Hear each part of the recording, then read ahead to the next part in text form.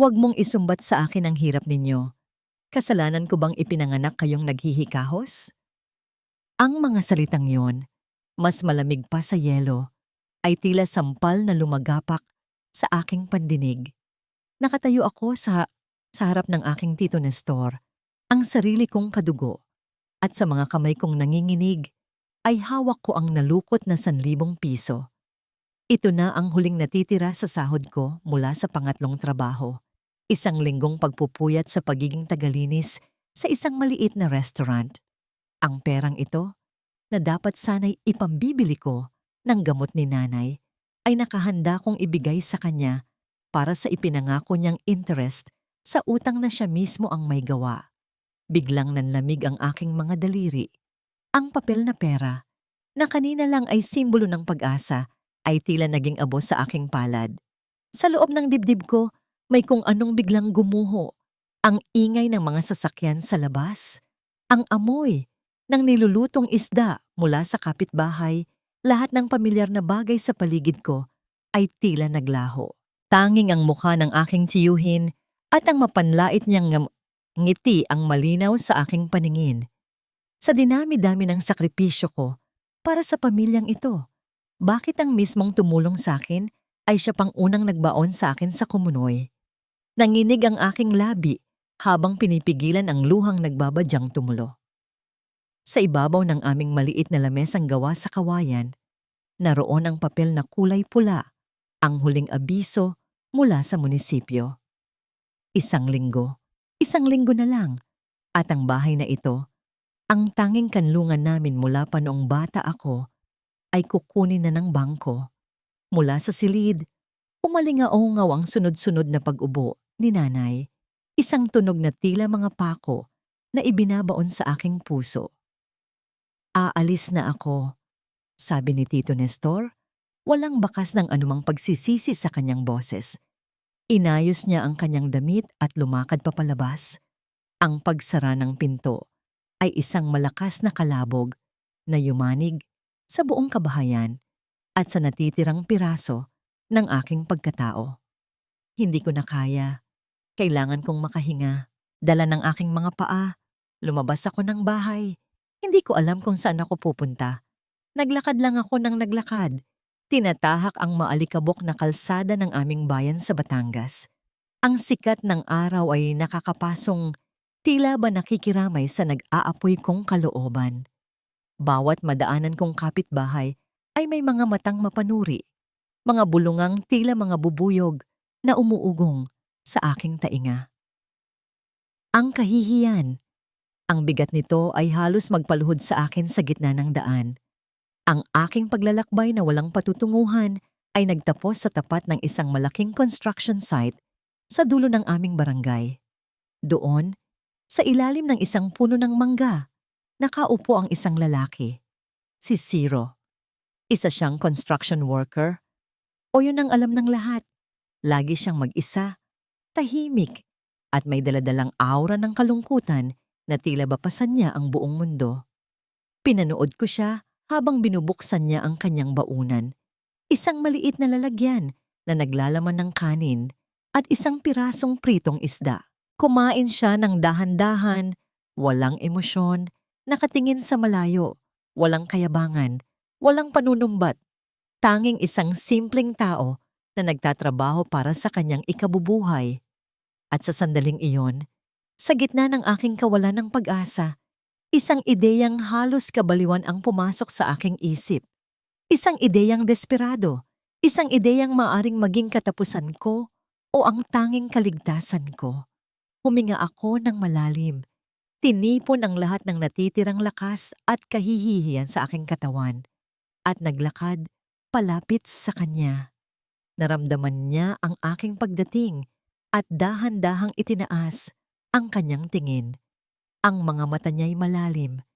Tila nakita na ang lahat ng uri ng paghihirap.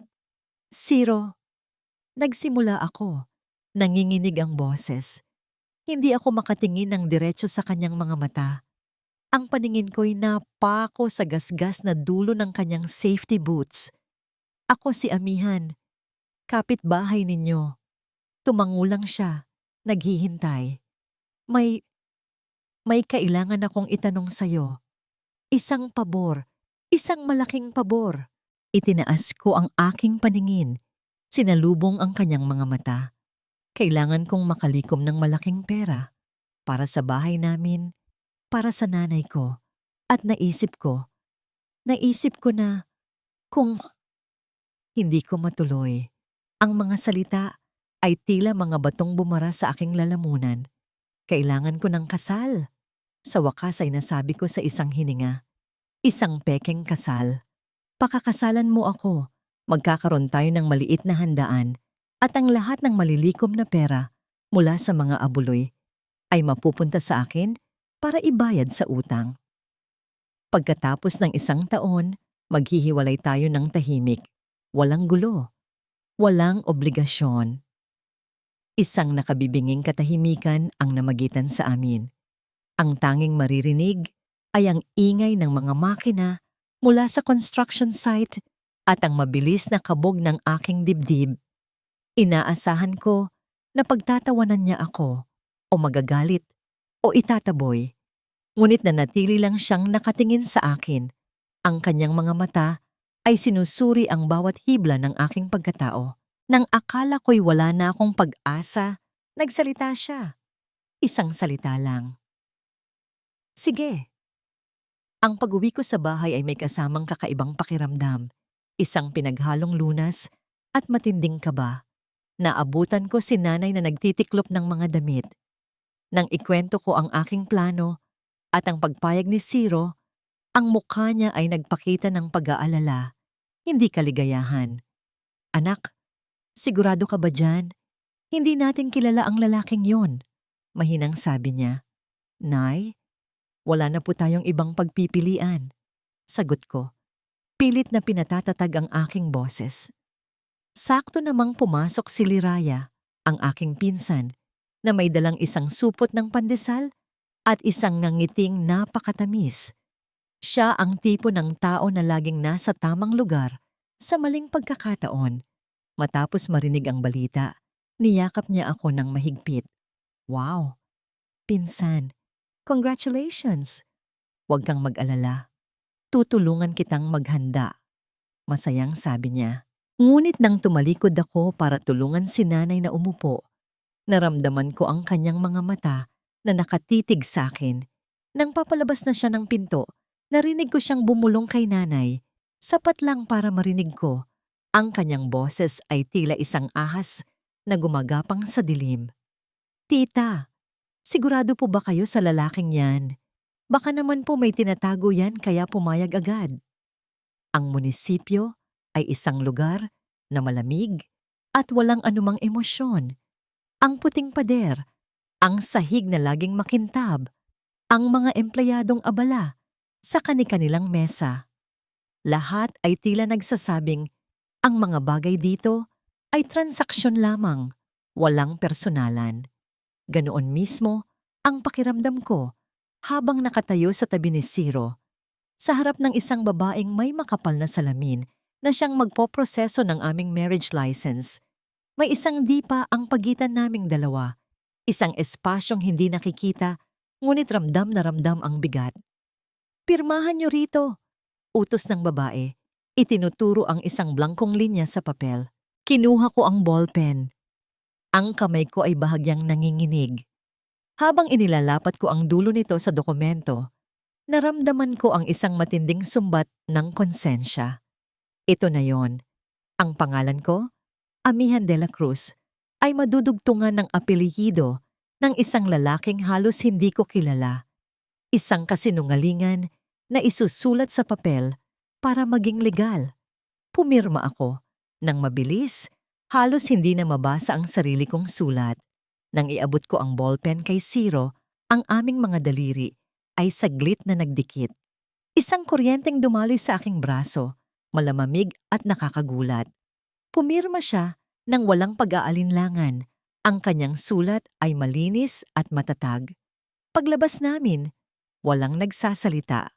Ang katahimikan ay mas nakabibingi pa kaysa sa ingay ng mga tricycle sa kalsada. Nang akala ko'y maghihiwalay na kami ng landas, bigla siyang huminto.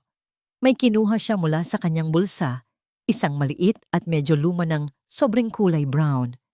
Para sa mga gastusin, sabi niya. Ang boses ay mahina at medyo garalgal, tila hindi sanay magsalita. Iniabot niya ito sa akin. Nag-atubili akong kunin ito. Hindi zero. Ang usapan, tanggapin mo na. Pagputol niya. Ipon ko yan. Hindi naman pwedeng walang-wala. Kahit kaunti lang. Binuksan ko ang sobre. Sa loob, naroon ang ilang piraso ng 1,000 piso. Maayos na nakatupi. Hindi ito malaking halaga. Ngunit para sa isang construction worker na arawan ng kita, alam kong ito ay pinaghirapan. Sa unang pagkakataon, naramdaman kong marahil ay hindi ako nag-iisa sa kasunduang ito. Sa unang pagkakataon, nakita ko sa kanya ang isang anino ng kabaitan. Salamat, ang tanging nasabi ko. Ang tulong ni Liraya ay dumating na parang isang matamis na lason. Sumama siya sa akin sa Divisoria para bumili ng mga gagamitin sa handaan. Ngunit sa bawat tindahan na aming pinapasukan, ang kanyang mga komento ay tila maliliit na karayom na tumutusok sa aking kumpiyansa. Ito na lang siguro. Pinsan, simple lang, bagay sa budget. Sasabihin niya, hawak ang isang rolyo ng pinakamurang tela para sa dekorasyon. Huwag na yang may mga bulaklak masyadong mahal. Hindi naman kailangan maging magarbo, di ba? Habang abala kami sa paghahanda, dumating si Tito Nestor, nagkukunwaring isang nag-aalalang kamag-anak. Kinausap niya si Ciro sa isang tabi. Ang kanyang boses ay puno ng pagpapanggap na kabaitan. Alam mo na, iho, narinig kong sabi niya kay Ciro, kailangan kong siguruhin na mabuting tao ang mapapangasawa ng pamangkin ko. Mahirap na ang buhay, dapat magtulungan. Si Ciro ay sumasagot lamang sa mga maiikling salita. Karamihan ay tango at iling. Mula sa aking kinatatayuan, nakita ko ang pagtaas ng gilid ng labi ni Tito Nestor. Isang ngiting kontento. Isang ngiting tila may natuklasang ginto sa putikan. Hindi ko pinansin ang kabang idinulot nito sa akin. Pilit kong sinabi sa sarili ko na marahil ay natutuwa lang siyang magkakaroon na ako ng katuwang sa buhay. Isang kasinungalingan na pinili kong paniwalaan. Ang mga sumunod na araw ay naging abala. Ngunit ang pinakatumatak sa isip ko ay nangyari isang gabi. Bumuhos ang malakas na ulan at kasabay ng bawat kulog ay ang walang tigil na pagtagas ng bubong ng aming maliit na bahay. Ang ritmikong tunog ng pagpatak ng tubig sa nakasalong timba at palanggana sa gitna ng aming sala ay naging musika ng aming kahirapan, isang kantang kabisado na namin ni Nanay. Buong gabi, hindi ako nakatulog ng maayos, iniisip ang isa na namang bagay na kailangang kumpunihin, isa na namang gastusin na hindi ko alam kung saan kukunin. Kinabukasan, nagising ako sa isang kakaibang ingay, isang kalampag na nagmumula sa itaas. Nang sumilip ako sa bintana, halos mapigil ko ang aking paghinga. Nandoon sa ibabaw ng aming bubong, si Ciro. Maaga pa, ngunit ang kanyang likod ay basang-basa na ng pawis habang maingat niyang pinupukpok ang mga bagong piraso ng yero. Kumikilos siya ng walang ingay, mabilis, at may katiyakan. Hindi siya humihingi ng tulong, hindi siya nagpapapansin. Ginagawa lang niya ang dapat gawin. Lihim ko siyang pinanood mula sa bintana. Ang aking puso ay tila isang ibong nakawala sa hawla. Ang lahat ng pagdududa, ang lahat ng pangungutya ni Liraya, ang lahat ng masasamang tingin ni Tito Nestor ay tila natunaw sa ilalim ng sikat ng araw na tumatama sa likod ni Ciro. Sa sandaling iyon, ang lalaking pakakasalan ko dahil sa pera ay nagkaroon ng mukha ng isang taong marunong kumalinga. Sa sandaling iyon, naramdaman ko ang isang matinding hiya sa pag-iisip na minsan ay pinagdudahan ko ang kanyang intensyon. Buong araw, mas gumaan ang aking pakiramdam. Naging mas masigla ako sa pag-aasikaso ng mga detalye para sa maliit na salo-salo. Ipinagsawalang bahala ko na ang mga patutsada ni Liraya. Marahil ay ganito lang talaga siya. Naisip ko, marahil ay inggit lang. Hapon na nang matapos si Zero, hindi man lang siya pumasok para magkape o magpahinga. Nakita ko na lang siyang naglalakad paalis, bitbit ang kanyang mga gamit. Nasa kusina ako, nag-aayos ng mga bulaklak na plastik na binili namin nang dumaan ako sa tapat ng silid ni Liraya. Bukas ang kanyang pinto at nakatalikod siyang may kausap sa telepono. Hindi ko sinasadyang makinig, ngunit ang kanyang mga salita ay malinaw at matalas. Tumagos sa aking pandinig at nagpatigil sa aking mundo. Oo, mukha namang walang-wala talaga. Isang kahig, isang tuka. Perfect. Madali na lang tong maloloko. Nabitawan ko ang hawak kong mga bulaklak. Ang mga pekeng talulot ay nagsikalat sa sahig, walang tunog. Ngunit sa loob ng aking dibdib, may kung anong nabasag na hindi na kailanman mabubuo pang muli. Ang mga salita ni Liraya ay tila mga multo na bumabagabag sa akin, buong magdamag. Ngunit sa pagdating ng gabi bago ang kasal, habang nakaupo ako sa tabi ni nanay sa aming lumang papag, pilit kong iwinaksi ang mga ito. Hinahaplos niya ang aking buhok, ang kanyang mga daliri ay manipis at medyo magaspang, ngunit puno ng kalinga. Anak, ano man ang mangyari bukas, nagsimula siya. Ang kanyang boses ay tila isang mahinang agos ng ilog. Ang tanging dasal ko lang ay ang iyong kaligayahan. Huwag mong kakalimutan ang halaga mo. May kinuha siya mula sa isang maliit na baul sa tabi ng aming higaan. Isang manipis na kwintas na may maliit na medalyon. Luma na ito. Marahil ay hindi na kumikinang. Ngunit sa paraan ng paghawak ni nanay dito, alam kong ito ang pinakamahalaga niyang pag-aari. Pamana pa ito sa akin ng lola mo, sabi niya habang isinusuot ito sa aking leeg. Ang malamig na metal ay dumampi sa aking balat. Ito lang ang maipapamana ko sa iyo, amihan. Dalhin mo sana ito bilang simbolo na kahit anong unos ang dumating, laging may magmamahal sa iyo. Niyakap ko siya ng mahigpit, nilulunok ang luha na nagbabadyang bumagsak. Ang bigat ng kwintas sa aking dibdib ay naging bigat ng kanyang pag-ibig at sakripisyo. Kinabukasan ang araw ng kasal ay nagsimula sa isang hindi inaasahang biyaya. Maaga pa lang ay isinama na ni Zero si nanay sa ospital para sa kanyang lingguhang check-up. Sumama ako at habang nasa waiting area, ang aking kaba ay halos hindi mapakali. Ngunit si Zero, tahimik lang na nakaupo sa tabi ko. Ang kanyang presensya ay tila isang pader na sumasangga sa aking mga pangamba. Nang tawagin kami ng doktor, isang ngangiti ang sumalubong sa amin. May bagong gamot na dumating, isang generic version na mas abot kaya. At ayon sa doktor, ay mas epektibo para sa kondisyon ni nanay. Sa unang pagkakataon sa loob ng maraming taon, isang sinag ng tunay na pag-asa ang tumagos sa madilim na ulap ng aming mga problema.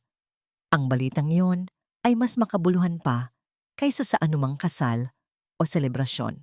Pag-uwi namin, sunod-sunod na ang pagdating ng mga kapitbahay. May daladalang sobre, may mga nakatiklop na pera na inaabot ng diretso sa aking palad. Pagpasensyahan mo na, amihan, ito lang ang nakayanan namin. Para sa bagong mag-asawa, maging matatag kayo. Ang bawat salita, bawat piso na kanilang ibinibigay ay may kasamang sinseridad na nagpapainit sa aking puso. Gabi na nang sa wakas ay nagkaroon ako ng pagkakataong umupo at bilangin ang lahat. Kinuha ko ang isang maliit na kahon na gawa sa kahoy, ang tanging natirang alaala mula kay Itay at isang maliit na notebook. Isa-isa kong inilatag ang mga lukot na pera. Pinaplansa ito gamit ang aking palad. Maingat kong isinulat ang pangalan ng bawat nagbigay at ang halaga. Habang ginagawa ko ito, isang ngiti ang unti-unting sumilay sa aking mga labi. Sa aking isip, ang mga numero ay nagiging sagot sa aming mga dasal. Ito, para sa utang sa bangko. Ito, pambili ng bagong gamot ni nanay para sa isang buwan. Ito, makakatulong na sa pag-aaral ni Bunso. Pumasok si Zero sa sala, dala ang 2 tasa ng mainit na kape. Inilapag niya ang isa sa tapat ko. Sa unang pagkakataon, umupo kami ng magkaharap na walang pag-aalinlangan, walang awkward na katahimikan. Salamat, Zero, sabi ko. Ang aking boses ay puno ng pasasalamat na hindi ko maitago. Salamat sa pag-aasikaso kay nanay kanina at sa bubong. Tumingin siya sa akin. Ang kanyang mga mata ay seryoso, mas malalim pa kaysa sa karaniwan.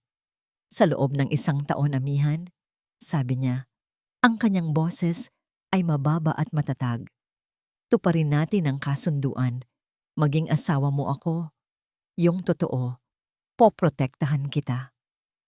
Ang kanyang mga salita ay tumatak sa aking puso. Sa gabing iyon, natulog ako na may ngiti sa aking labi. Ang aking kamay ay nakahawak sa malamig na medalyon sa aking dibdib. Sa unang pagkakataon, pinayagan ko ang aking sarili na mangarap. Isang pangarap na baka ang pekeng simula na ito ay maaaring magkaroon ng isang totoong katapusan.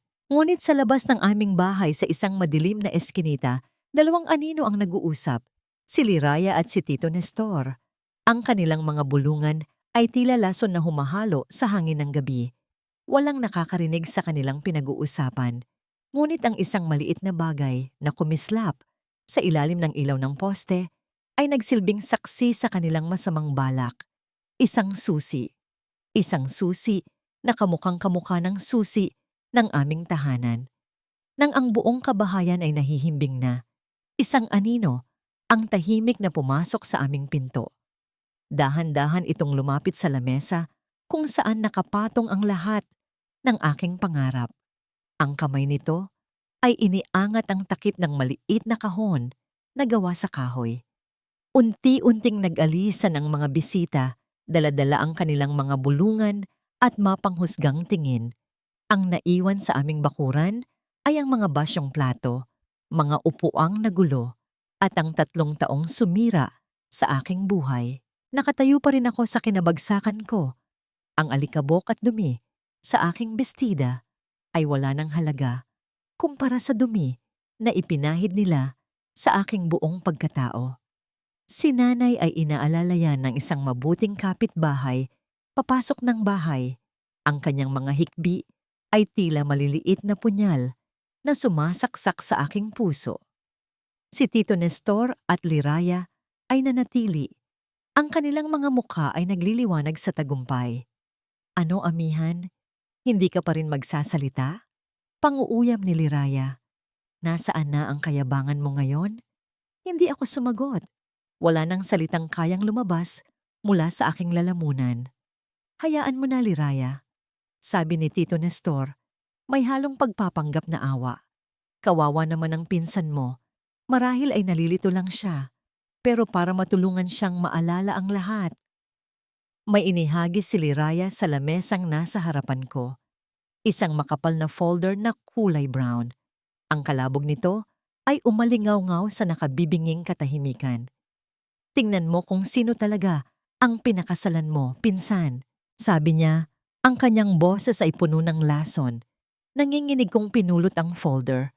Ang aking mga daliri ay tila walang pakiramdam. Pagbukas ko, ang unang bumungad sa akin ay isang company profile. Malalaking letra ang nakasulat sa itaas. Valmora Group. Sa ilalim nito, isang formal na litrato ng isang lalaking nakasuot ng mamahaling suit. Ang kanyang mukha, seryoso, matalas ang mga mata, at napakapamilyar. Ang pangalan sa ibaba ng litrato, Ciro Valmora, CEO. Ang paghinga ko ay tila naputol. Ang zero sa litrato at ang zerong nakatayo sa tabi ko ay iisa. Ang construction worker na pinakasalan ko ay isang bilyonaryo. Ang lahat ng kasinungalingan ay nagsimulang magkaroon ng kahulugan. Ang biglaang pagpayag niya, ang perang ibinigay niya na tila barya lang sa kanya, ang katahimikan niya kanina habang dinudurog ako ng mga akusasyon. Lahat ay isang malaking panloloko. Ngunit may isang pahina sa pinakailalim ng folder na siyang tuluyang pumatay sa aking kaluluwa. Isang lumang clipping mula sa isang dyaryo. Ang headline, Tragedya sa construction site sa Batangas, ikinamatay ng isang manggagawa. Sa ibaba nito, ang pangalan ng tatay ko. At sa katawan ng balita, malinaw na nakasulat ang pangalan ng kumpanyang may-ari ng proyekto, Valmora Group. Valmora Group. Ang pangalang iyon, binalikan ako ng alaala ng gabing umuwi si nanay mula sa presinto. Umiiyak.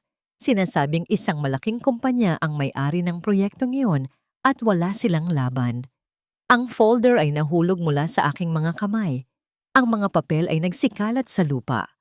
Ang bubong na inayos niya, ang pagdadala niya kay nanay sa ospital, ang mga salita niyang poprotektahan kita. Lahat ay naging isang malaking insulto. Hindi iyon kabaitan, iyon ay awa. Awa ng isang mayamang lalaki sa pamilya ng taong namatay dahil sa kapabayaan ng kanyang kumpanya.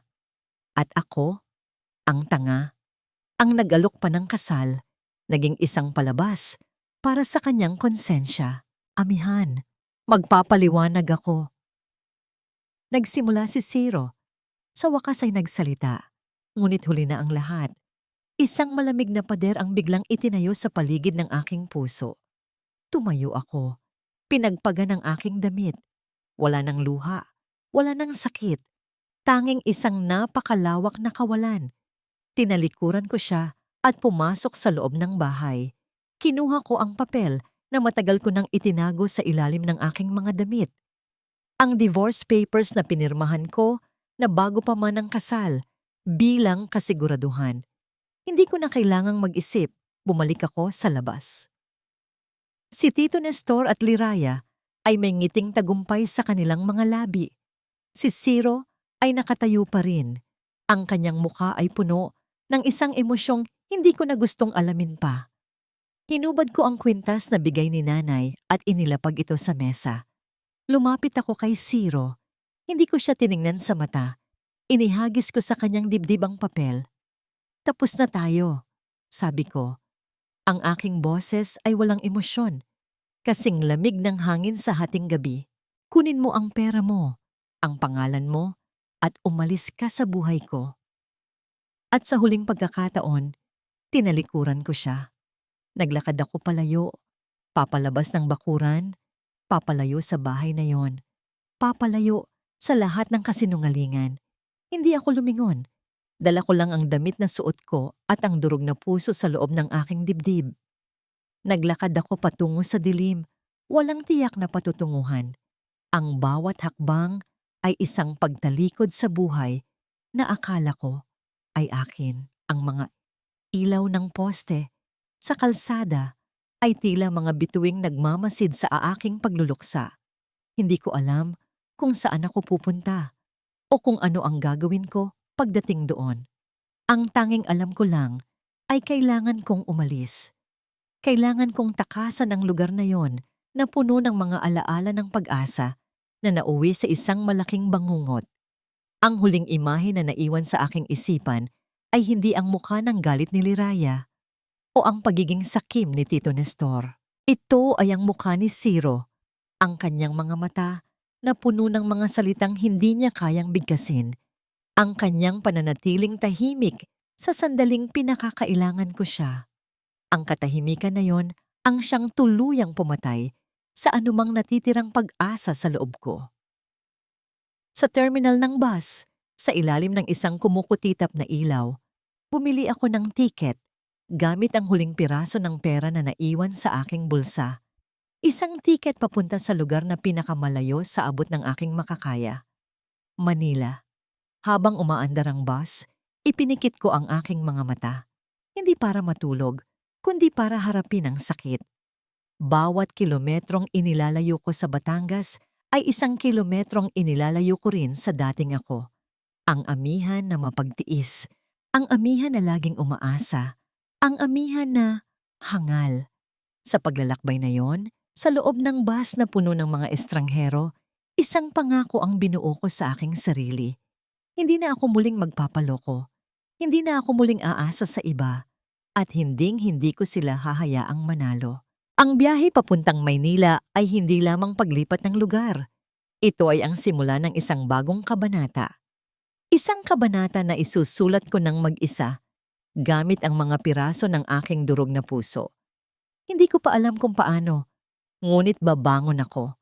Para kay nanay, para sa kapatid ko, at higit sa lahat, para sa aking sarili. Ang babaeng bumaba ng bus sa Maynila ay hindi na ang amihan na umalis ng Batangas. Ang kanyang mga mata ay wala ng luha, ngunit meron ng apoy.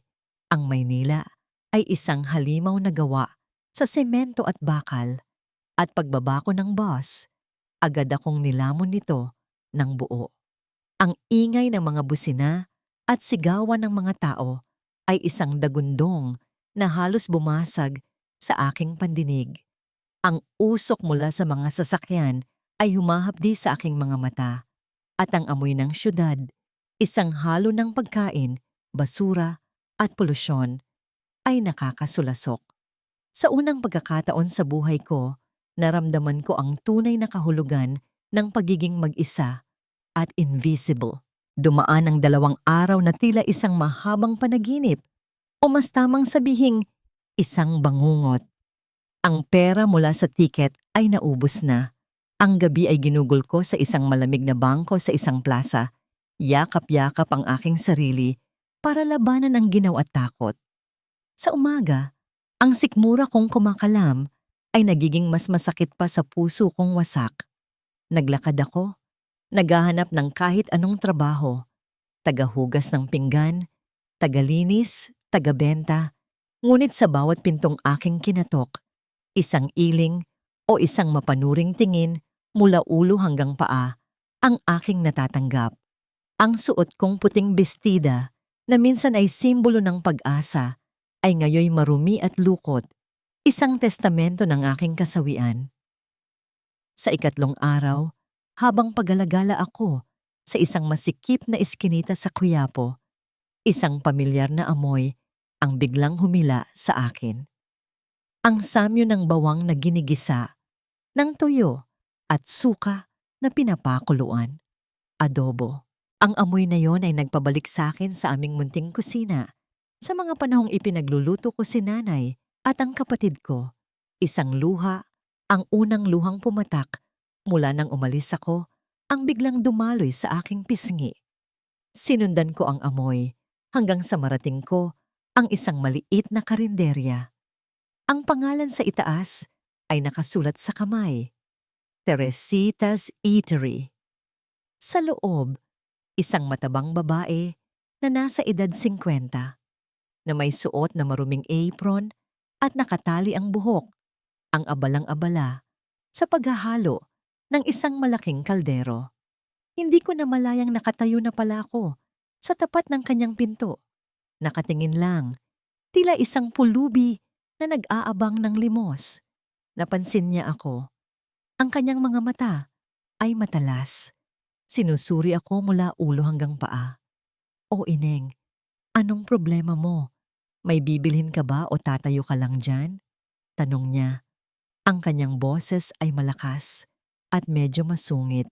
Yumuko ako, nahihiya. "Wala po. Paumanhin po sa abala." Akmang tatalikod na ako nang muli siyang magsalita. "Gutom ka, no? Halata sa mukha mo." Hindi ako nakasagot. Tanging ang paglunok ko ng laway ang naging tugon. Bumuntong hininga siya. Isang malalim na hiningang tila dala ang pagod ng buong mundo. Pumasok siya sa loob at paglabas niya'y may dala na siyang isang plato ng kanin at 2 piraso ng adobo. Inilapag niya ito sa isang maliit na bangko sa labas. "Oh, kainin mo yan. Huwag kang mag-alala. Hindi ko lalagyan ng lason yan."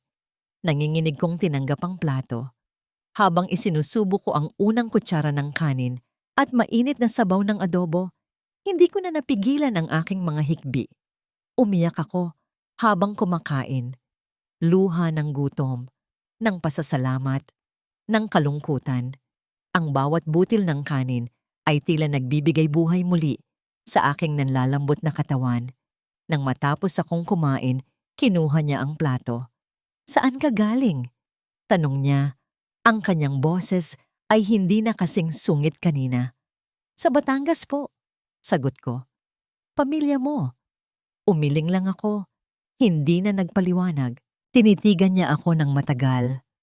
"Marunong ka bang maghugas ng pinggan?" Nabigla ako sa tanong. Dahan-dahan akong tumango. Itinuro niya ang isang tumpok ng maruruming plato sa likod ng kanyang kusina. "Sige, hugasan mo yan lahat. Kapag nagustuhan ko ang gawa mo, may trabaho ka na. 10 oras sa isang araw. May pagkain ka at may kaunting sahod. Sa sahig ka nga lang ng kusina matutulog. Ano, payag ka?" Sa gitna ng aking kawalan, isang pinto ang biglang nagbukas. Hindi ito isang palasyo, ngunit isa itong kanlungan. Tumingin ako sa kanya. Ang babaeng ito na may pusong mas mainit pa sa kanyang nilulutong adobo. "Opo," sabi ko. Ang aking boses ay naging matatag sa unang pagkakataon. Payag na payag po. Habang hinahawakan ko ang unang plato at binubuksan ng gripo, naramdaman ko ang pagdampi ng maligamgam na tubig at bula sa aking mga kamay. Pakiramdam ko'y hindi lang mga plato ang aking hinuhugasan. Hinuhugasan ko rin ang lahat ng dumi, lahat ng sakit, lahat ng kasinungalingan ng nakaraan. Ito na ang simula. Mula sa pinakababa, aahon ako. Ang mga unang linggo ko sa Teresita's Eatery ay isang pagsubok sa apoy. Ang aking araw ay nagsisimula bago pa man sumikat ang araw at nagtatapos kapag ang mga bituin na lang ang tanging ilaw sa langit. Ang aking mundo ay umikot sa amoy ng mantika, sa walang katapusang kalansing ng mga pinggan at sa pakiramdam ng pagod na tila kumakapit na sa aking mga buto. Natutulog ako sa isang manipis na banig sa sahig ng kusina at ang aking unan ay ang mga sakong bigas. Ngunit sa bawat gabing ipipikit ko ang aking mga mata, walang anumang reklamo. Ang bawat kirot sa aking likod, ang bawat kalyo sa aking palad, ay isang paalala na ako'y nabubuhay at lumalaban. Si Aling Teresita ay isang amo na hindi marunong magbigay ng papuri. Ang kanyang paraan ng pagtuturo ay sa pamamagitan ng pag-ungot, pagturo, at paminsan-minsang sigaw. "Ineng, bilisan mo ang kilos! Hindi ka nagmamarcha sa prosesyon. Mas damihan mo ang sabon. Tingnan mo ang sebong yan. Kumakapit pa." Ngunit sa kabila ng kanyang pagiging masungit, natutunan kong may puso siyang malambot. Sa gabi, kapag tapos na ang lahat ng gawain, lagi niyang iniiwanan sa ibabaw ng mesa ang isang baso ng mainit na gatas at isang piraso ng tinapay para sa akin. Hindi niya ito inaabot ng direkta. Hindi siya nagsasalita. Ngunit ang kilos na yon ay sapat na. Iyon ang kanyang paraan ng pagsasabing, "Magpahinga ka." Isang tanghali, sa gitna ng pinakamalakas na bugso ng mga customer, biglang napaupo si Aling Teresita sa isang silya, hawak ang kanyang ulo. Aray, nahihilo ako. Daing niya, ang kanyang mukha ay namumutla. Ang mga order ay nagsisigawan. Ang mga customer ay nagrereklamo. Ang maliit na karinderya ay nanganganib na maging isang magulong palengke. Sa isang iglap, kailangan kong magdesisyon. Pwede akong magtago sa likod ng mga hugasin o humakbang pasulong. Huminga ako ng malalim. Hinubad ko ang aking guwantes na panghugas at kinuha ang sandok. "Aling Tessie, magpahinga na po muna kayo," sabi ko sa kanya. Ang aking boses ay puno ng determinasyon na kahit ako ay nagulat. "Ako na po ang bahala rito." Tiningnan niya ako ng may pagdududa, ngunit dahil sa hilo, wala siyang nagawa kundi tumango. Sa sandaling iyon, ang kusina ay naging aking mundo. Ang kaldero, ang sandok, ang mga sangkap, lahat ay tila mga sundalong naghihintay ng aking utos. Nagsimula akong kumilos nang may bilis at katiyakan na hindi ko alam na taglay ko pala. Ang mga natutunan ko sa pagmamasid sa kanya At ang mga alaala ng pagluluto sa aming munting bahay sa Batangas ay nagsanib. May isang particular na order na paulit-ulit na hinihingi, bulalo. Ngunit ang bersyon ni Aling Tessie ay medyo matabang para sa panlasa ng marami. Naalala ko ang sikreto ni nanay, ang dahan-dahang pagpapakulo ng buto sa loob ng maraming oras, ang paglalagay ng isang buong sibuyas at kaunting pamintang buo para lumabas ang natural na tamis at anghang. Nagluto ako hindi gamit ang isip, kundi gamit ang puso. Inilagay ko sa bawat halo ang lahat ng aking pangungulila, ang lahat ng aking pangarap. Nang ang unang mangkok ng kumukulong sabaw na may amoy ng tunay na Batangas bulalo ay lumabas mula sa kusina, isang kakaibang katahimikan ang biglang namayani sa isang mesa. Isang matandang lalaki na alam kong regular na customer ang humigop ng sabaw. Ipinikit niya ang kanyang mga mata, tila ninanamnam ang bawat patak. Pagkatapos ay tumingin siya sa isa sa mga katulong. Sino ang nagluto nito? Ibang-iba ang lasa ngayon. Mas masarap. Narinig ni Aling Teresita na nakaupo lang sa isang tabi, ang papuri. Nakita ko siyang tumingin sa akin. Walang ngalang ngiti sa kanyang labi, ngunit sa kanyang mga mata, may isang bagay na nagbago. Isang uri ng pagkilala, isang uri ng respeto. Nang matapos ang tanghalian at humupa na ang mga tao, isa-isang naglapitan ang mga customers sa akin para magbayad at halos lahat sila ay may iisang komento. Ineng, ang sarap ng luto mo. Sana laging ganito ang timpla. Pag-alis ng huling customer, hinarap ako ni Aling Teresita. Inaasahan ko ang isang sermon, ngunit sa halip, tiningnan niya ang walang laman na kaldero ng bulalo. Ubos, ang tanging sinabi niya, isang salitang mas matimbang pa kaysa sa 1,000 papuri. Bukas, doblehin mo ang luto niyan. Ang kusina ng Teresita's Eatery ay naging aking kaharian. Ang bawat kaldero, bawat sandok, bawat sangkap ay sumusunod na sa aking kumpas. Hindi na ako ang tagahugas ng pinggan na laging nakayuko. Ako na ang tagaluto na tinitingala ng mga suki. Si Aling Teresita naman ay tila isang reyna na nagmamasid mula sa kanyang trono, ang kanyang silyang yantok sa tabi ng kahera. Hindi na siya sumisigaw, ngunit ang kanyang mga mata ay laging nakabantay, isang halo ng pagiging kritiko at paminsan-minsan paghanga. Ang aming bulalo ay naging usap-usapan sa buong eskinita. Dinadayo na kami ng mga tao mula sa ibang mga barangay. Isang hapon, habang nagbibilang kami ng kita, isang ideya ang biglang sinabi ni Aling Teresita. Sayang ang talento mo, kung dito lang sa pader na, to nagtatapos ang lasa ng luto mo, sabi niya, habang pinupunasan ang kanyang salamin.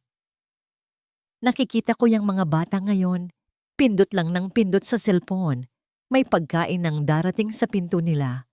Bakit hindi natin subukan yon? Hindi ko agad naintindihan. Ano pong ibig niyong sabihin? Online, Ineng. Facebook. I-post natin yang bulalo mo, yang lomi mo, yang espesyal na adobo mo. Lagyan natin ng numero. Tignan natin kung may kakagat. Ang ideya ay simple, ngunit nakakatakot para sa isang tulad ko na walang alam sa teknolohiya. Ngunit ang tiwala sa mga mata ni Aling Tessie ay nagbigay sa akin ng lakas ng loob. Gamit ang luma niyang smartphone, kinuhanan namin ng litrato ang aking mga niluto. Gumawa kami ng isang maliit na page sa Facebook.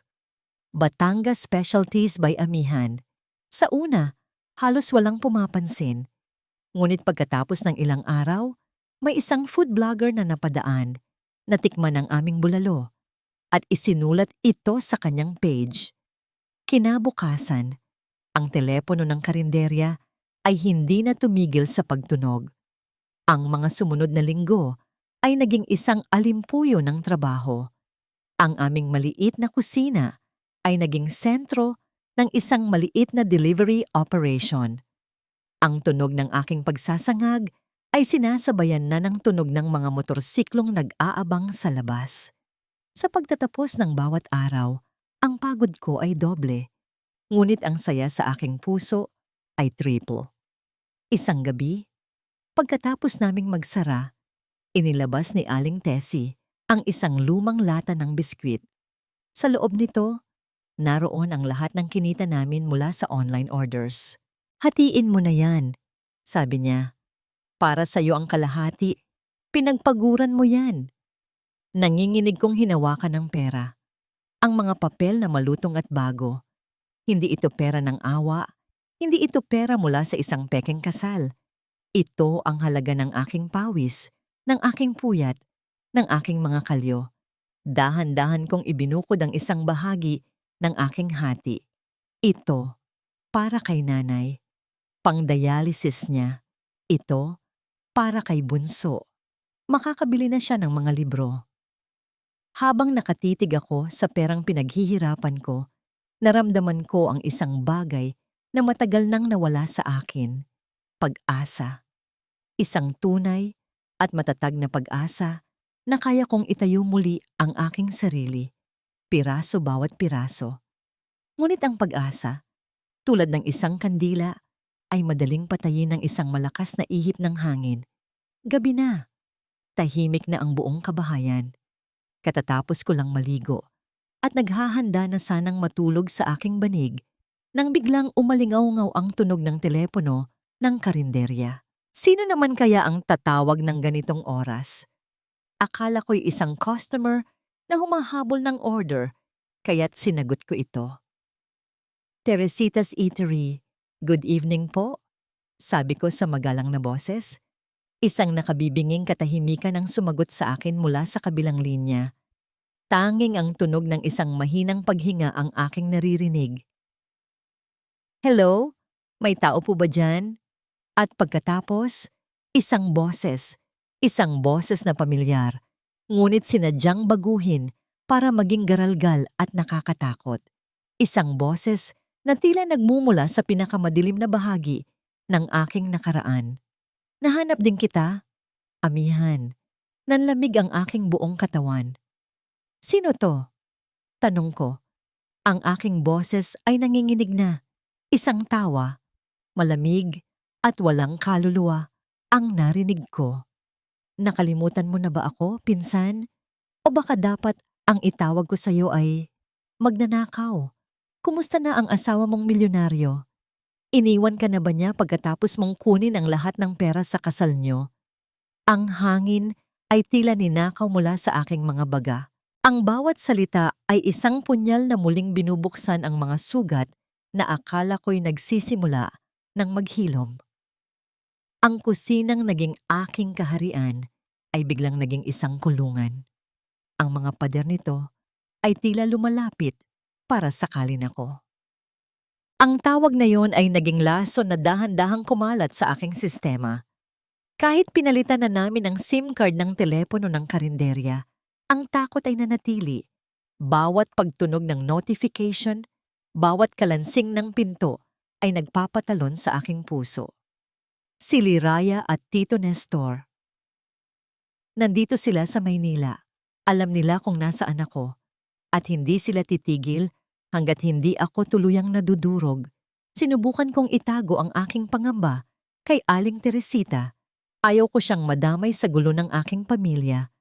Pero sadyang mabilis kumalat ang kadiliman kapag hinayaan. Nagsimula ito sa mga maliliit na bagay. Mga order na biglang kinakancel kapag luto na ang pagkain. Mga delivery rider na bumabalik dahil wala daw tao sa address na ibinigay. Sayang ang puhunan, sayang ang pagod. Ngunit ang tunay na dagok ay dumating hindi sa pisikal na mundo, kundi sa mundo kung saan kami nagsisimula palang lumipad. Sa online page. Isang umaga, pagbukas ko ng aming Facebook page, bumungad sa akin ang isang baha ng mga pulang notification. Hindi ito mga order, ito ay mga komento. Daan-daang komento mula sa mga account na walang profile picture. "Huwag kayong bibili rito, madumi ang pagkain nila. May ipis akong nakita sa bulalo nila. Kadiri." Ang may-ari niyan ay isang magnanakaw. Tumakas yan sa Batangas tangay ang pera ng asawa niya. Boycott Batangas Specialties. Magnanakaw. Nanlamig ang buong katawan ko habang binabasa ang bawat salita. Ang magnanakaw. Ang salitang yon ay parang tatak na muling idinidiin sa aking noo. Ang rating ng aming page na pinaghirapan naming pataasin sa loob ng ilang buwan ay bumagsak sa isang iglap. Napansin ni Aling Teresita ang pamumutla ko. Kinuha niya ang cellphone mula sa aking nanginginig na kamay. Habang binabasa niya ang mga komento, nakita ko ang pagkunot ng kanyang noo, ang pag-igting ng kanyang panga. Inaasahan kong magagalit siya sa akin. Inaasahan kong palalayasin niya ako dahil sa pagdadala ko ng kahihiyahiyan sa kanyang negosyo. Aling Tessie. Simula ko ang aking boses ay basag. Aalis na lang po ako. Hindi ko po kayo gustong madamay. Ako po ang pakay nila. Ako ang... Hindi niya ako pinatapos. Ibinaba niya ang cellphone sa mesa ng padabog. Isang tunog na nagpatahimik sa buong kusina. Sa tingin mo ba, amihan, maniniwala ako sa mga walang mukhang multo sa internet kaysa sayo na kasama ko araw-araw? Tanong niya. Ang kanyang boses ay matigas ngunit walang bahid ng galit sa akin. Kilala ko ang luto mo. Kilala ko ang pagkatao mo. At hindi tayo magpapatalo sa mga duwag na to. Ngunit kahit matapang si Aling Tessie, ang epekto ay naramdaman namin agad. Ang mga order ay tumumal. Ang mga dating suki ay umiiwas ng tingin kapag dumadaan sa tapat ng karinderya. Ang aming maliit na tagumpay ay tila isang kastilyong buhangin na mabilis na inaagos ng alon ng paninira. Tanghali na at wala pa kaming benta kahit isa.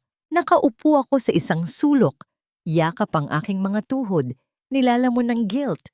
Dahil sa akin, pati ang kabuhayan ng taong tumulong sa akin ay nasisira. Handa na akong mag-empake.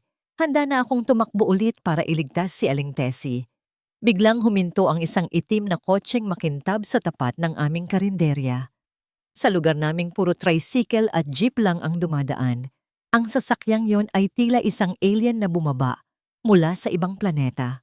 Bumaba ang isang lalaki. Nakasuot siya ng formal na barong. May bitbit na leather briefcase at ang kanyang sapatos ay mas mahal pa yata sa kabuuang kita ng karinderya sa isang taon. Pumasok siya sa loob. Ang kanyang presensya ay punong-puno ng awtoridad. Napatayo si Aling Teresita. Ako naman ay napaatras, natatakot na baka isa na naman itong tauhan ni Nestor. Magandang tanghali, bati ng lalaki. Ang kanyang boses ay kalmado at propesyonal. Inilibot niya ang kanyang paningin hanggang sa dumapo ito sa akin. Hinahanap ko si Miss Amihan de la Cruz. Ako po. Sagot ko, halos pabulong eh. Lumapit siya at nag-abot ng calling card. Kinuha ko ito ng may pag-aalinlangan.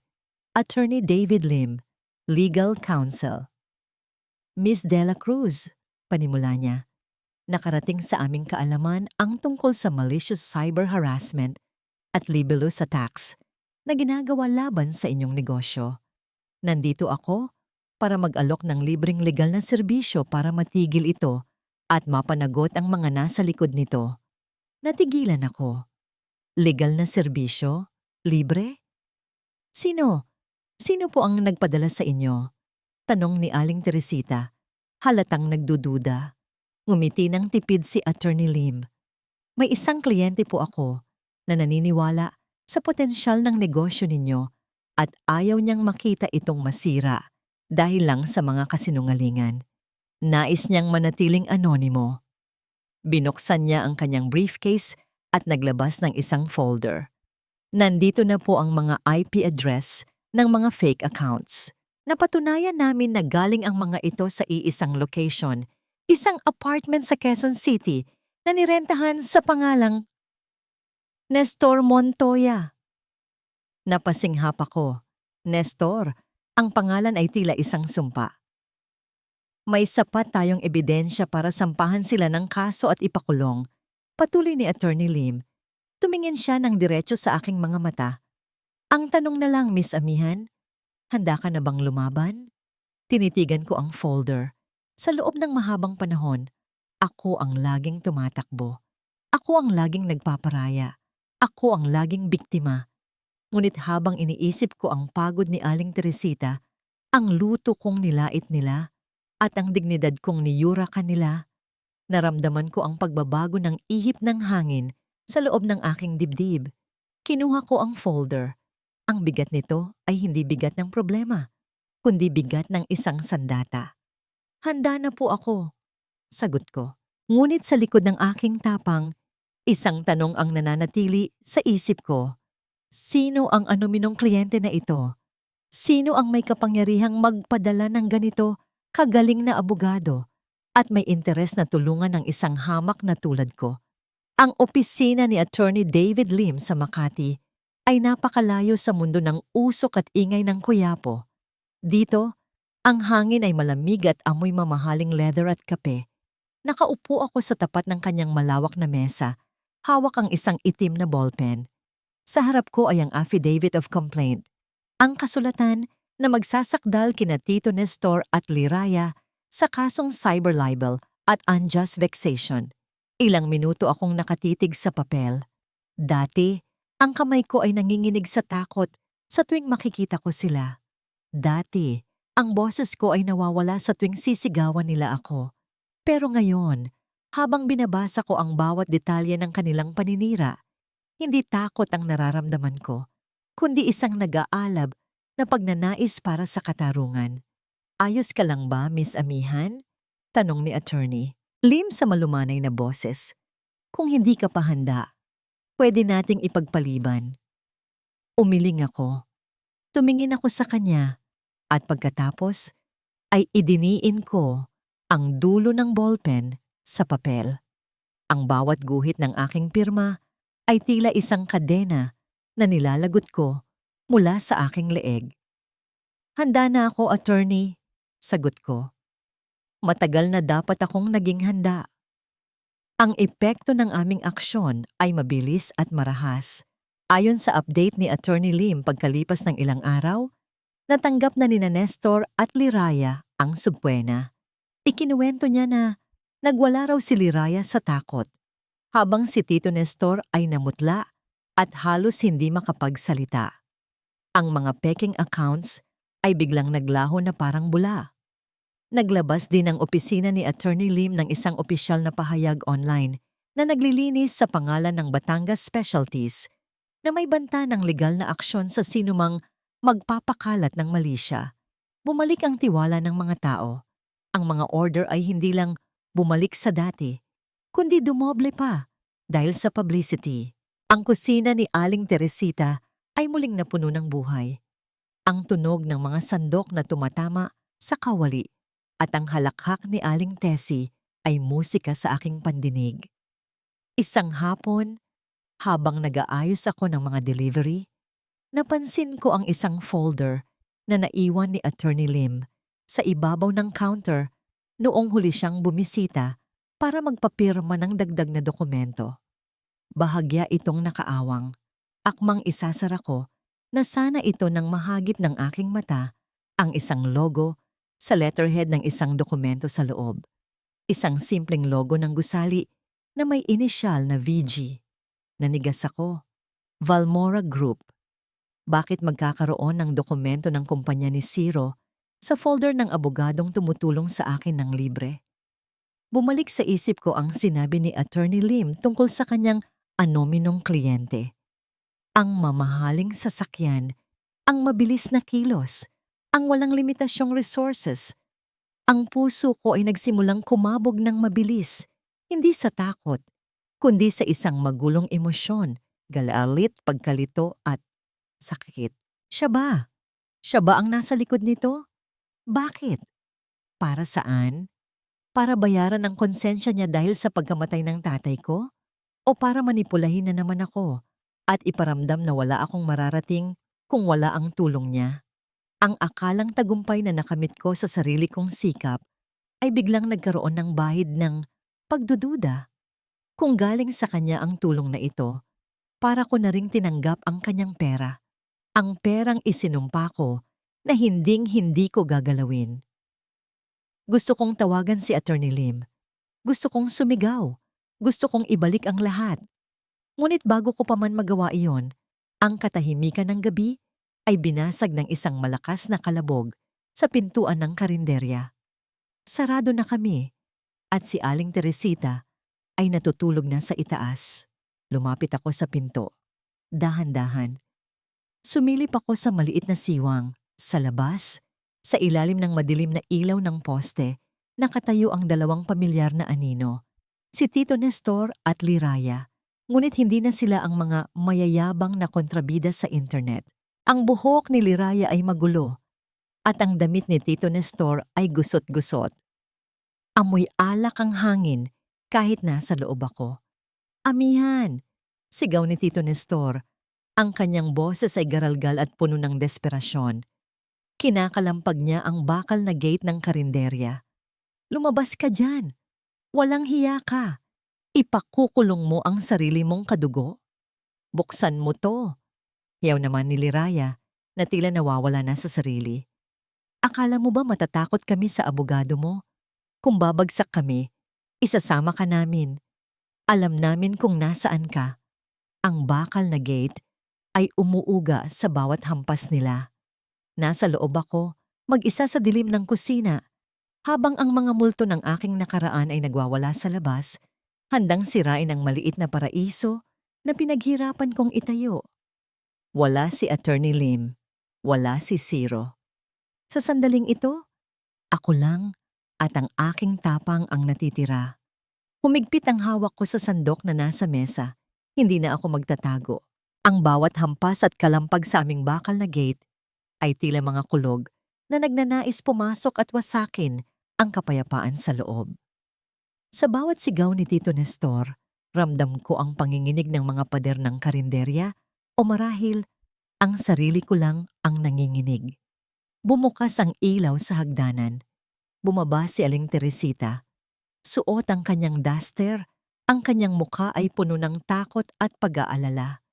May hawak siyang lumang walis tambo, tila handang makipagpatayan para protektahan ang kanyang tahanan. Anong nangyayari?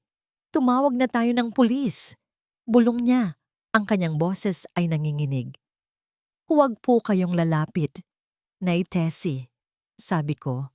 Ang aking tinig ay nakakagulat na kalmado. Iniharang ko ang aking sarili sa kanya. Ako ang kailangan nila. Ako ang tatapos nito. Lumapit ako sa gate. Sa maliit na siwang nakita ko ang namumulang mukha ni Tito Nestor. Ang kanyang mga mata ay lito at galit. Ang amoy ng alak ay tumatagos kahit sa bakal na harang. Si Liraya naman ay nakakapit sa rehas.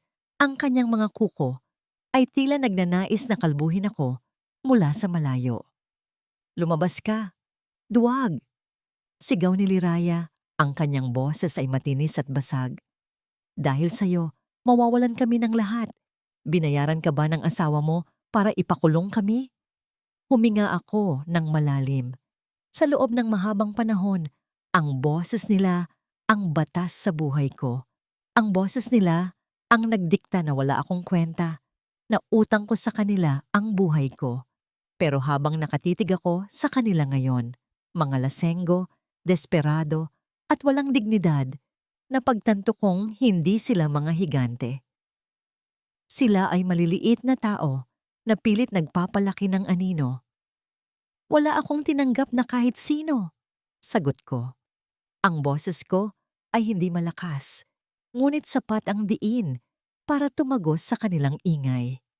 Kayo ang kumuha ng lahat sa akin, ang ipon ko, ang dignidad ko, ang huling sandali ng kapayapaan ng nanay ko bago ko siya iniwan.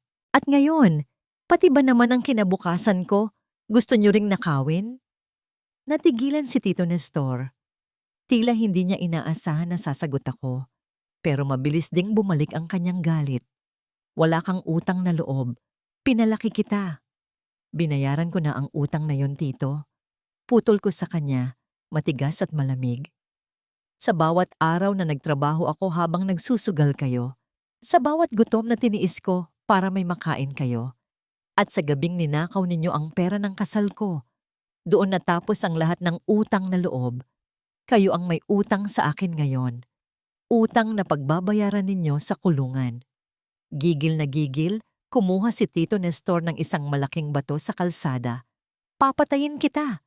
Kung hindi ka sa amin, walang makikinabang sa'yo.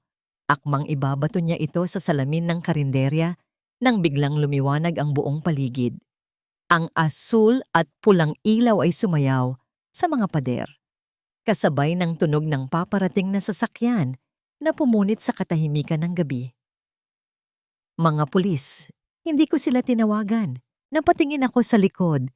Si Attorney Lim ay nakatayo sa may pinto ng kusina. Hawak ang kanyang cellphone, ang kanyang mukha ay seryoso at kalmado. Nasa likod niya ang ilang mga kapitbahay na nagising sa gulo. Mabilis ang mga pangyayari. Ang pagtapang-tapangan ni Nestor at Liraya ay biglang naging pagmamakaawa ng pusasan sila ng mga pulis. Hindi, tito lang ako. Disiplina lang to sa pamangkin. Sigaw ni Nestor habang kinakaladkad siya papunta sa patrol car. Amihan, pinsan, wag mo kaming gawin to. Maawa ka. Iyak ni Liraya. Ang kanyang maskara ay kumalat na sa kanyang mukha. Pinanood ko silang isakay sa sasakyan. Walang awa, walang saya. Tanging isang malalim na paghinga ng kaluwagan. Para silang masamang panaginip na sa wakas ay nagising na ako. Nang makaalis na ang mga pulis at humupa na ang bulungan ng mga kapitbahay, naiwan kaming tatlo sa loob ng karinderya. Ako, si Aling Tessie at si Attorney Lim. Nilapitan ako ni Aling Tessie at niyakap ng mahigpit. Tapos na anak, ligtas ka na. Kumalas ako sa yakap at humarap kay Attorney Lim. Inaasahan kong magpapasalamat ako. Inaasahan kong matutuwa ako. Pero ang imahe ng Balmora Group logo sa folder ay nakaukit pa rin sa isip ko. At ang presensya niya ngayon, sa tamang oras, sa tamang pagkakataon, ay kumpirmasyon ng lahat. Salamat, attorney. Sabi ko, ang aking boses ay pagod. Pero hindi ko matatanggap ang tulong na ito ng libre. Napakunot ang noo ni Attorney Lim. Miss Amihan, gaya ng sabi ko, alam ko na. Putol ko. Kinuha ko ang folder sa counter at iniharap sa kanya ang logo ng Balmora Group. Alam ko na kung sino ang kliyente mo. Namutla si Attorney Lim. Hindi siya nakasagot. Sabihin mo sa kanya. Nagsimula ako. Naramdaman ko ang pag-init ng sulok ng aking mga mata. Hindi dahil sa lungkot, kundi dahil sa isang halo-halong emosyon ng galit at pride. Sabihin mo kay Ciro Balmora, hindi ko kailangan ng charity niya. Hindi ko kailangan ng konsensya niya. Tumalikod ako at kinuha ang aking apron. Pinahid ko ang imaginary na dumi rito. Pilit na pinapakalma ang aking sarili. Gusto ko siyang makausap. Dagdag ko, habang nakatalikod pa rin. Hindi sa pamamagitan mo, hindi sa telepono. Gusto ko siyang makausap ng personal. Bukas. Humarap ako muli kay Attorney Lim. Ang aking mga mata ay diretsong nakatusok sa kanya. Sabihin mo sa kanya, sisingilin ko na siya sa lahat ng panloloko niya.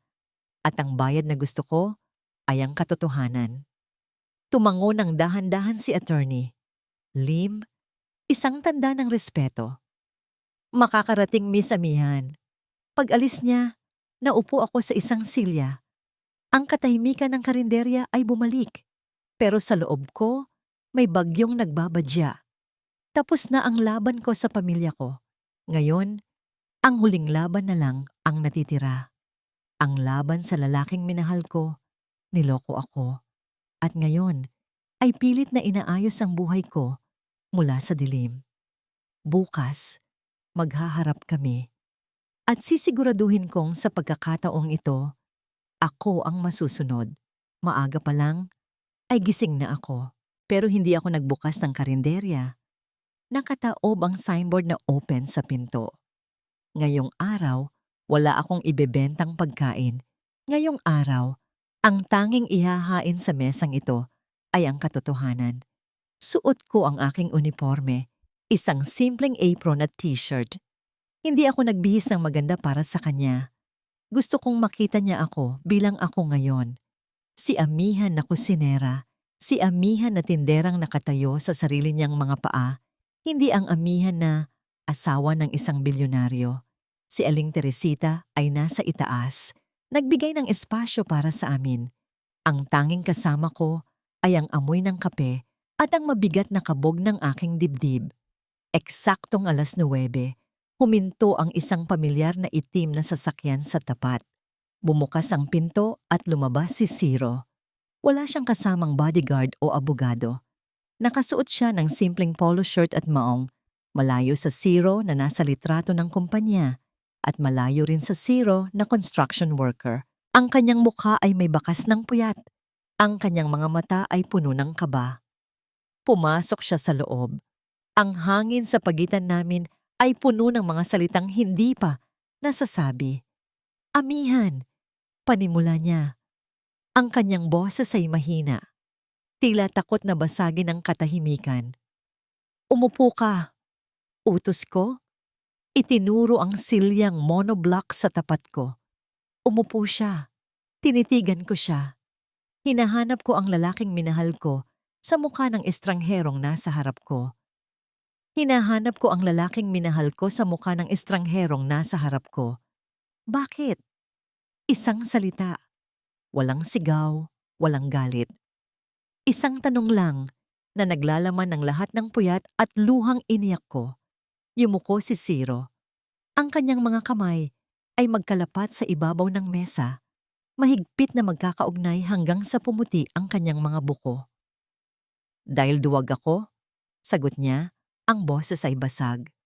Tumingala siya at nakita ko ang pamumula ng kanyang mga mata. Noong una kitang makita sa construction site, nandoon ako para imbestigahan si Nestor. Alam kong ninanakawan niya ang kumpanya ko. Alam kong siya ang dahilan kung bakit gumamit ng substandard material sa scaffolding na bumagsak. Ang aksidenteng pumatay sa tatay mo. Napasinghap ako. Ang hinala ko ay totoo. Ang katotohanan ay tila isang malamig na kamay na sumakal sa akin. Nang malaman kong pamangkin ka niya, akala ko kasabwat ka. Patuloy niya. Pero nakita ko kung paano kanya tratuhin. Nakita ko ang hirap mo.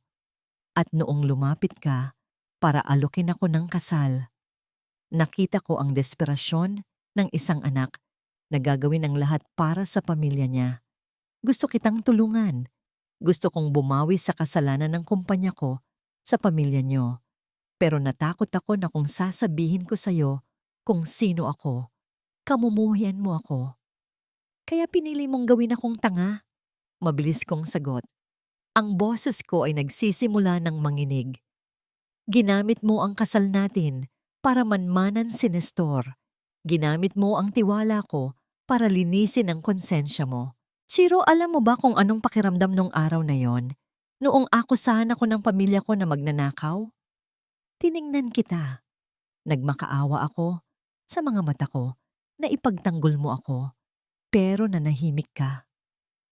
Dahil hawak na nila ang ebidensya kung sino ako, katwiran niya. Ngunit alam niyang mahina ito. Kung nagsalita ako noon, lalo ka lang nilang dudurugin. Akala ko, mas mapoprotektahan kita kung hahayaan mo akong umalis na parang basahan. Tumayo ako. Hindi ko na mapigilan ang emosyon. Ang sakit, Ciro. Hindi dahil nagsinungaling ka tungkol sa pera. Wala akong pakialam sa pera mo. Ang masakit, ipinaramdam mo sa akin na wala akong kwenta. Na isa lang akong charity case na kailangan mong tapunan ng barya para makatulog ka ng mahimbing sa gabi. Tumayo rin siya. Akmang hahawakan ng kamay ko, pero umatras ako. Ang distansya sa pagitan namin ay hindi lang 1 metro. Ito ay isang bangin na puno ng bubog. Bumuntong hininga siya at may dinukot sa kanyang bulsa. Isang tsekeng papel. Inilapag niya ito sa mesa. Hindi ito charity, amihan, sabi niya ng seryoso. Ito ang settlement para sa pagkamatay ng tatay mo. At ito rin ang kalahati ng mga ari-arian ko. Asawa pa rin kita sa papel. Karapatan mo to. Sa perang to, hindi mo na kailangang magtrabaho sa karinderya. Makakapagtayo ka ng sarili mong restaurant, makakabili ka ng bahay para sa nanay mo. Tanggapin mo to, please. Hayaan mo akong bumawi. Tiningnan ko ang tseke. Ang daming zero. Isang halagang ni sa panaginip ay hindi ko akalaing makikita ko. Sa isang pirasong papel na ito, matatapos lahat ng hirap ko. Wala nang gigising ng madaling araw. Wala nang magkukuudkod ng uling sa kaldero. Dahan-dahan kong inabot ang tseke. Nakita ko ang pag-asa sa mukha ni Zero. Pero sa halip na itago ito sa bulsa, dahan-dahan ko itong itinulak pabalik sa kanya. Natigilan siya. Noong umalis ako sa Batangas, wala akong dala kundi ang damit sa katawan ko at ang durog kong puso. Sabi ko, ang boses ko ay matatag at malinaw. Dito sa Maynila, natuto akong tumayo mag-isa. Ang bawat piso na kinikita ko sa karinderyang ito, may halong pawis at dangal. Akin to.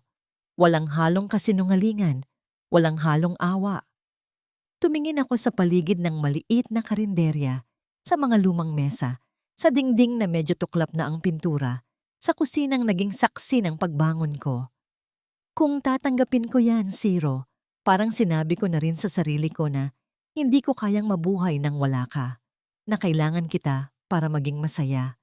Pero alam mo kung anong natutunan ko nitong mga nakaraang buwan. Kaya ko pala. Kaya ko palang maging amihan na hindi kailangan ng Zero Valmora. Bakas ang gulat at sakit sa kanyang mukha. Pero mahal kita, amihan. Totoo yon. Walang halong kasinungalingan yon. Napangiti ako ng mapait. Naniniwala ako. Pero ang pag-ibig na puno ng lihim ay hindi nagpapalaya, Zero. Nakakakulong yon. At ayoko nang makulong ulit. Lumapit ako sa pinto at binuksan ito ng maluwag. Ang sikat ng araw sa labas ay masakit sa mata, pero nangangako ng bagong simula. Pinapatawad na kita, sabi ko. At sa pagbigkas ko ng mga salitang yon, naramdaman ko ang pagkawala ng isang malaking tinik sa aking dibdib. Pinapatawad kita para sa tatay ko. Pinapatawad kita sa panloloko mo. Pero hindi ibig sabihin noon ay babalik tayo sa dati. Amihan, umalis ka na, Zero. Gamitin mo ang kapangyarihan mo para siguraduhing mabubulok sa kulungan si Nestor at Liraya. Yan lang ang tulong na tatanggapin ko sa'yo. Pagkatapos niyan, pirmahan mo na ang divorce papers. Palayain mo na ako. Nanatili siyang nakatayo ng ilang sandali. Nakatitig sa akin na parang kinakabisado ang bawat detalye ng aking mukha. Nakita ko ang pagbagsak ng kanyang balikat. Alam niyang talo na siya. Hindi dahil sa hindi ko siya mahal, kundi dahil mas mahal ko na ang sarili ko ngayon. Dahan-dahan siyang lumakad palabas. Bago siya sumakay sa kotse, lumingon siya sa huling pagkakataon. Ipinagmamalaki kita, amihan. Bulong niya. Nang humarurot palayo ang kanyang sasakyan, doon lang bumagsak ang mga luha ko. Hindi ito luha ng panghihinayang. Ito ay luha ng pamamaalam. Pamamaalam sa batang amihan na takot at umaasa. Isinara ko ang pinto. Humarap ako sa kusina. Kinuha ko ang aking sandok at muling itinali ang aking apron. Nay Tessie! Sigaw ko sa taas. Ang boses ko ay puno ng sigla. Bumaba na po kayo. Marami tayong order ngayon. Magsisimula na tayo. Lumipas ang 3 taon. Mabilis. Tila ihip ng hangin. Ngunit sa bawat araw ng mga taong yon ay siksik ang aking pawis at pagsisikap. Nakatayo ako ngayon sa harap ng isang malaking glass door. Sa itaas nito, nakaukit ang pangalang gawa sa kahoy na nara. Kusina ni Amihan. Hindi na ito sa masikip na eskinita sa Quiapo. Nasa puso na ito ng Batangas, sa mismong bayan kung saan ako dating pinalayas at hiniya. Ang hangin ay amoy bagong lutong bulalo at kapeng barako. Ang paligid ay puno ng tawanan at kalansing ng mga kubyertos. Grand opening na po na ngayon. Puno ang restaurant. Ang mga taong dati ay humuhusga sa akin. Ngayon ay nakapila para makatikim ng aking luto. Hindi ko sila pinagtaniman ng galit. Ang tagumpay ko ang pinakamatamis na ganti. Tumingin ako sa VIP table, sa gitna. Nandoon si nanay, nakasuot ng magandang bestida, malusog at masigla. Katabi niya ang aking kapatid na si Bunso, na ngayon ay isa ng ganap na engineer. Siya ang nagdisenyo ng restaurant na ito. Wala na ang ubo ni nanay. Wala na ang bakas ng kahirapan sa mukha ng kapatid ko. Ang mga ngiti nila, ang tanging yaman na hinangad ko. Sa kabilang mesa, nandoon si Aling Teresita. Siya na ngayon ang operations manager ng aming 3 branch. Abala siya sa pag-aasikaso ng mga bisita, pero nang magtama ang aming paningin, itinaas niya ang kanyang hinlalaki at kumindat. Utang ko sa kanya ang buhay ko at habang buhay kaming magiging magkapamilya. Nakarating sa akin ang balita noong 1 buwan. Si Tito Nestor at Liraya ay hinatulan na ng korte, guilty sa kasong estafa, falsification of documents, at qualified theft. Nasa loob na sila ng malamig na rehas ng bilibid. Balita ko, wala nang dumadalaw sa kanila. Ang pera at kasakiman na sinamba nila, ang siya ring naging kulungan nila. Napatawad ko na sila, hindi para sa kanila, kundi para hindi na nila ako multuhin pa sa aking pagtulog. Biglang tumahimik ang paligid nang may pumasok na isang delivery boy na may dalang napakalaking buke ng mga puting rosas. Delivery po para kay Miss Amihan de la Cruz, sigaw nito. Lumapit ako at kinuha ang bulaklak. Hinanap ko ang card. Walang pangalan. Tanging isang maikling mensahe lang ang nakasulat sa pamilyar na elegante at matikas na sulat kamay. Para sa babaeng hindi nangailangan ng tulong ko para maging reyna. Congratulations. Napatingin ako sa labas ng bintana. Sa kabilang kalsada, nakita ko ang likod ng isang lalaking papasakay sa isang itim na sasakyan. Si Ciro. Hindi siya pumasok. Hindi siya nagpakita para agawin ang eksena.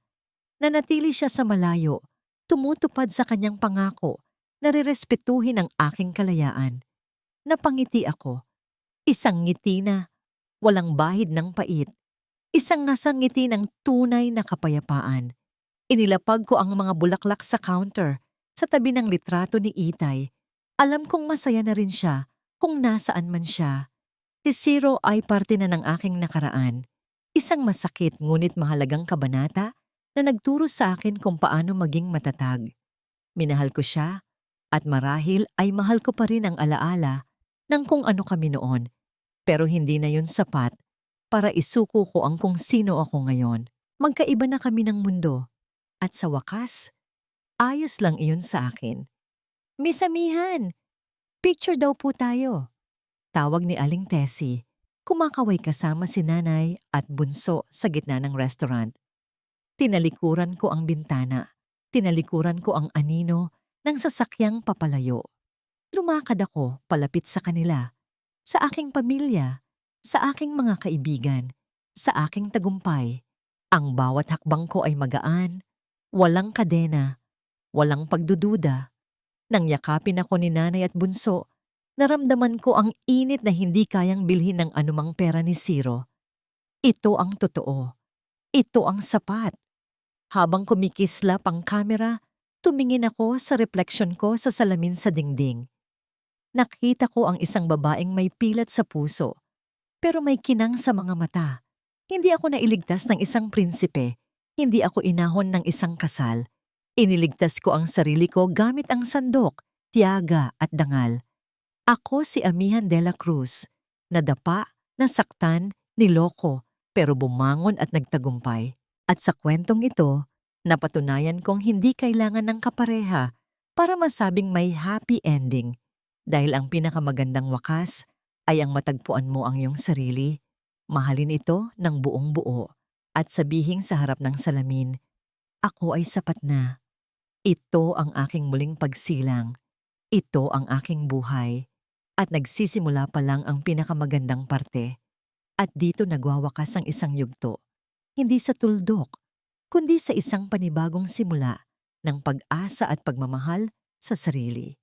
Sa inyo, aking mga minamahal na tagapakinig na sinamahan ako mula sa unang patak ng luha ni Amihan hanggang sa kanyang huling nangiti ng tagumpay.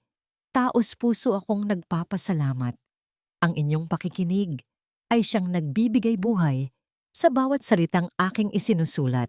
Aaminin ko, hindi naging madali ang paghabi sa kwentong ito. May mga gabing tumitigil ako sa pagsusulat dahil pati ako ay nasasaktan sa bigat ng pinagdaanan ni Amihan. Lalo na nung mga sandaling tinalikuran siya ng mundo at maging ng taong mahal niya. Parang gusto ko na lang pumasok sa kwento, yakapin siya at sabihing, tahan na, magiging maayos din ang lahat. Ang kwentong ito ay hindi lamang basta katang-isip.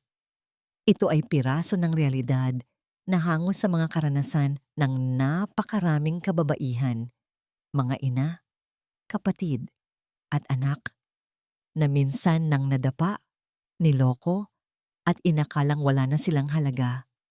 Isinulat ko ito bilang isang liham ng pag-asa, isang paalala na ang tunay na lakas ng isang babae ay hindi nasusukat sa lalaking nakatayo sa tabi niya, kundi sa kakayahan niyang buuin muli ang sarili mula sa mga pira-pirasong bubog ng nakaraan.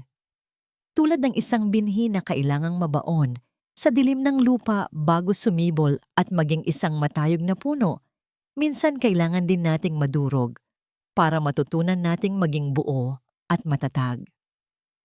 Ngayon, bago tayo tuluyang magpaalam, may isa akong tanong na nais iwan sa inyong mga puso. Kung ikaw ang nasa katayuan ni Amihan sa huli, tatanggapin mo ba ang kalahati ng yaman ni Ciro kapalit ng isang marangyang buhay at patawarin siya ng buo? O pipiliin mo rin bang magsimula sa wala at talikuran ng lahat para lang sa iyong dangal at kalayaan? Napakahirap na desisyon, hindi ba? Gustong-gusto kong marinig ang inyong saloobin. Ibahagi ninyo sa comment sa ibaba ang inyong sagot at kung ano ang naramdaman ninyo sa naging desisyon ni Amihan. Kung naantig ang inyong puso ng kwentong ito, o kung may napulot kayong aral na nagbigay liwanag sa inyong araw, sana ay i-like ninyo ang videong ito at i-share sa inyong mga kaibigan o kapamilya na kailangan din ng yakap at pag-asa. Hanggang sa muli nating pagkukwentuhan, baunin niyo ang aral na kayo ay sapat, kayo ay mahalaga, at kayo ay may kapangyarihang baguhin ang inyong tadhana. Maraming salamat po at mabuhay kayo.